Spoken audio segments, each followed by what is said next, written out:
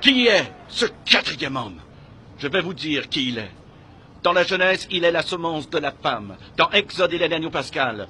Dans Lévitique, un grand prêtre. Dans Nombre, une colonne de nuée le jour et une colonne de feu la nuit.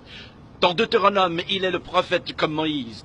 Dans Josué, il est le capitaine de notre salut. Dans Juge, il est notre juge et législateur. Ruth, il est le rédempteur. 1 et 2 Samuel, il est un prophète de confiance. Dans Roi et Chronique, notre roi qui règne. Dans Esdras, le scribe fidèle. Dans Néhémie, le reconstructeur des murs détruits de la vie humaine. Dans Esther, notre Mardoché. Dans Job, il est l'aurore du ciel et notre éternel rédempteur. Dans Psaume, l'Éternel notre berger. Dans Proverbe et Ecclésiaste, notre sagesse. Dans Cantique des Cantiques, il est l'amoureux de l'époux. Dans Ésaïe, il est le prince de paix. Dans Jérémie, il est le germe juste. Dans Lamentation, le prophète qui pleure.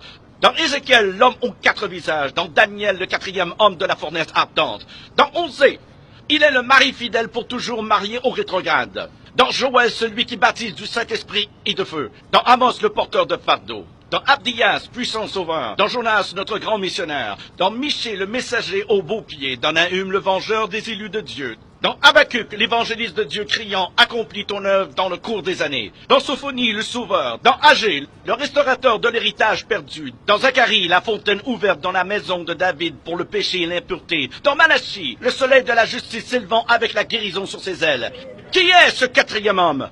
Dans Matthieu, il est le Messie. Dans Marc, le faiseur de miracles. Luc, le Fils de l'homme. Jean, le Fils de Dieu. Acte, le Saint-Esprit. Dans Romains, notre justicier. Corinthiens, notre sanctification. Dans Galates, il est le rédempteur de la malédiction de la loi. Dans Éphésiens, il est le Christ de richesse infinie. Dans Philippiens, le Dieu qui pourvoit à tous nos besoins. Dans Colossiens, la plénitude de la divinité. 1 et 2 Thessaloniciens, notre roi qui vient bientôt. 1 et 2 Timothée, le médiateur entre Dieu et l'homme.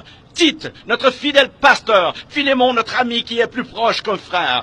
Dans Hébreu, le sang de l'alliance éternelle. Dans Jacques, le grand médecin. 1 et 2 Pierre, le grand berger. 1, 2 et 3 Jean, il est amour. Dans Jude, le Seigneur venant avec 10 000 de ses saints. Dans Apocalypse, le roi des rois et le Seigneur des seigneurs.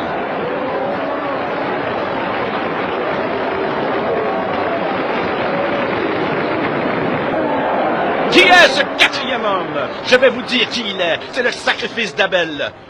L'arc-en-ciel de Noé, le bélier d'Abraham, le pluie d'Isaac, l'échelle de Jacob, les fardeaux d'Ézéchias, le sceptre de Judas, la verge de Moïse, le manteau d'Élie, le bâton d'Élisée, la corne d'huile de Samuel, la fronde de David, la figue hâtive d'Ésaïe, le cadran solaire d'Ézéchias, les mouchoirs et le linge de Paul, le rocher de Pierre, la cité de perles de Jean.